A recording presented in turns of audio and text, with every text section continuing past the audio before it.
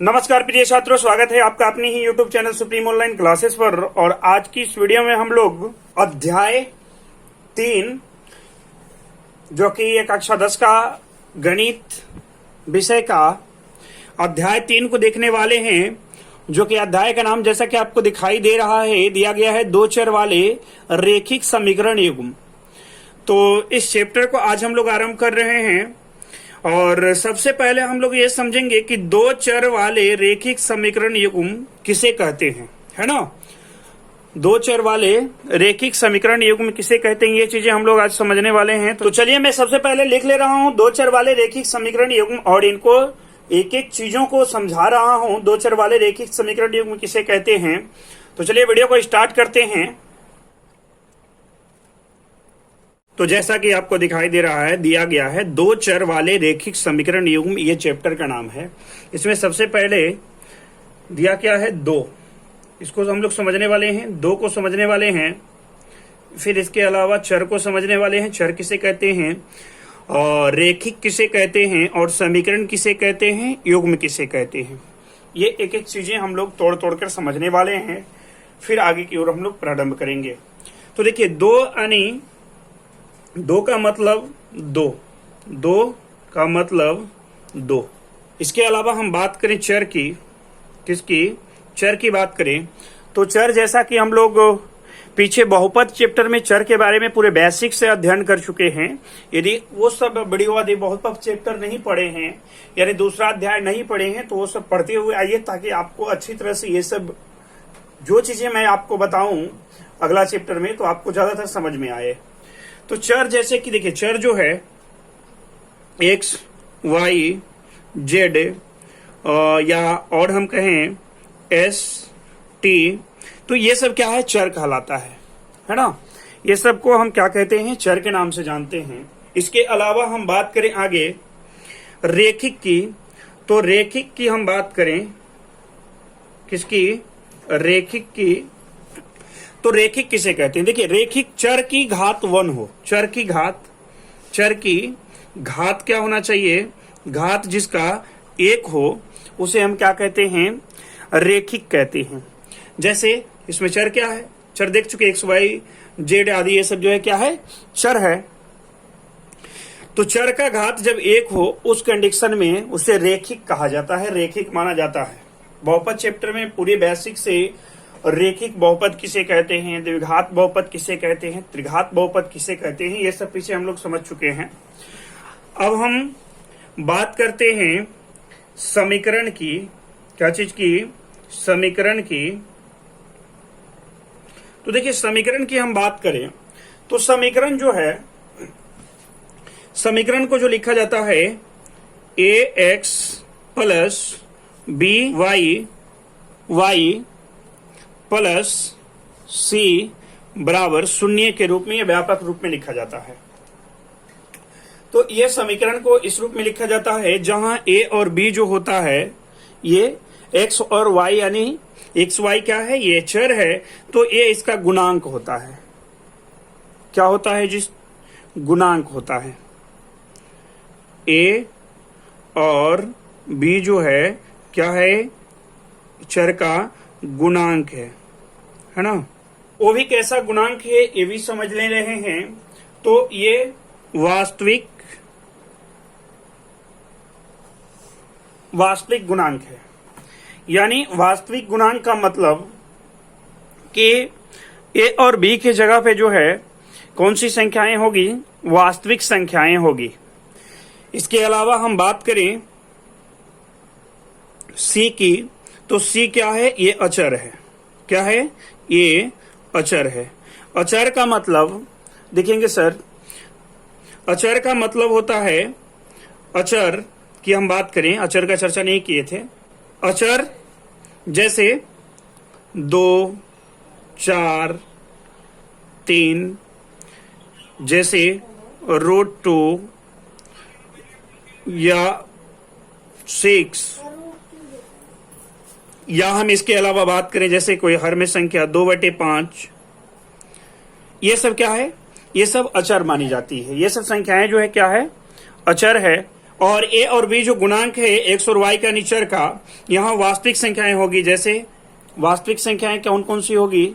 तो वास्तविक यानी जैसे संख्याएं यहाँ वास्तविक संख्याएं होगी, जैसा कि मैं रियल नंबर यानी पहला चैप्टर में भी ये चीजें बता चुका हूं।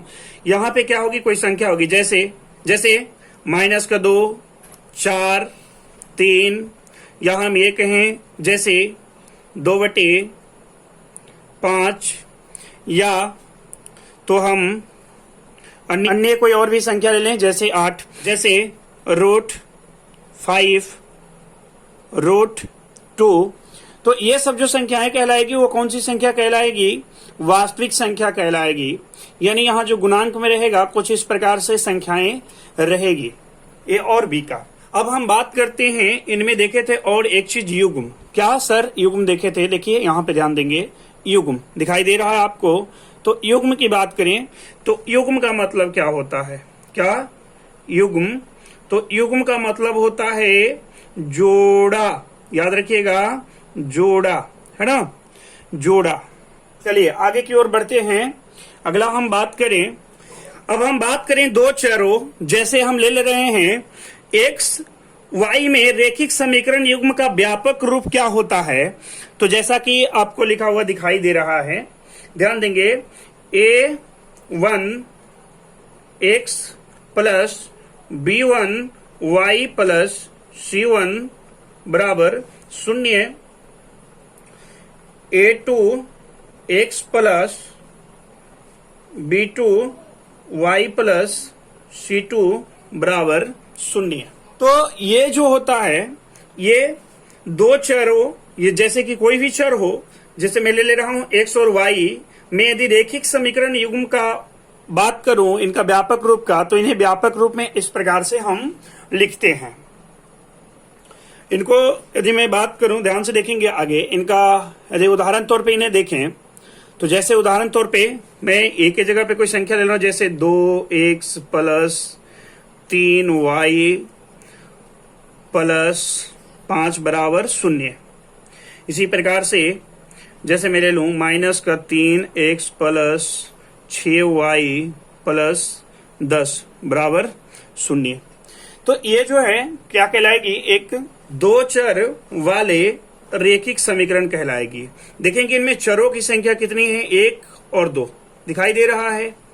इसमें भी, ये समीकरण में भी 2 को चर है।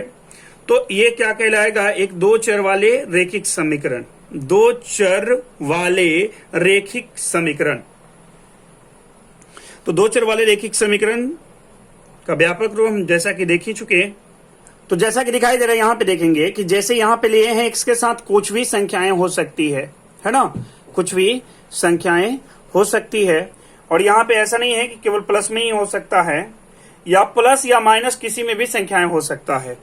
जैसे मैं और एक ले लूं, जैसे मैं ले रहा हूं x प्लस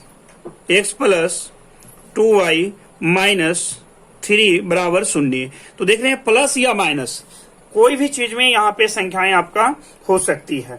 तो यह है दो चर वाले रेखिक समीकरण युग्मों की कुछ व्यापक रूप, यहां जैसा कि दिखाई दे रहा है। और ए और बी और सी तो मैं पहले भी डिस्कशन कर चुका हूं क्या है। चलिए आगे हम बढ़ते हैं। अब समझते हैं कि दो चर वाले रेखिक समीकरण युग्मों की बनाने की विधि के बारे में, कि इनको कितने विधि से बनाया जाता है, ये चैप्टर को। चलिए आगे बढ़ते हैं। देखिए, दो चर वाले रेखिक समीकरण युग्मों को बनाने की विधि जो है वो दो विधि है इनकी। कितनी विधि है सर? तो दो विधि हैं, नंबर 1 और नंबर 2। नंबर 1 में है ग्राफीय विधि और नंबर 2 में है बीजगणित। तो ये दो विधि द्वारा जो है बीजगणितीय दो चर वाले रेखिक समीकरण चैप्टर को हम लोग हल करने वाले हैं। और बीजगणितीय विधि को जो है, इसे टोटल 3 विधि से इनको भी हम लोग हल करेंगे। नंबर 1 इसमें है प्रतिस्थापन विधि, नंबर 2 में है, नंबर 3 में है वज्र गुणन विधि। तो जैसा कि दिखाई दे रहा है, सबसे पहले बीजगणितीय विधि को जो है प्रतिस्थापन विधि द्वारा बनाएंगे, फिर विलोपन विधि, इसके अलावा वज्र गुणन विधि। और इसमें मैं बात करूं दो चर वाले रेखिक समीकरण युग्मों की बनाने की विधियां की तो ग्राफीय विधि द्वारा, तो सबसे पहले हम लोग ग्राफीय विधि द्वारा डिस्कशन करेंगे, इसके बाद जो है बीजगणितीय विधि में चलेंगे। तो ग्राफीय विधि को अगला वीडियो लेक्चर में हम लोग देखने वाले हैं, और इस वीडियो लेक्चर में इतना ही चीज पे हम लोग चर्चा करने वाले थे। जो इनकी बेसिक चीजें थी वो हम बता चुके हैं। अब अगला वीडियो में ग्राफीय विधि द्वारा हल करना सीखेंगे। मिलते हैं इनका अगला पार्ट में।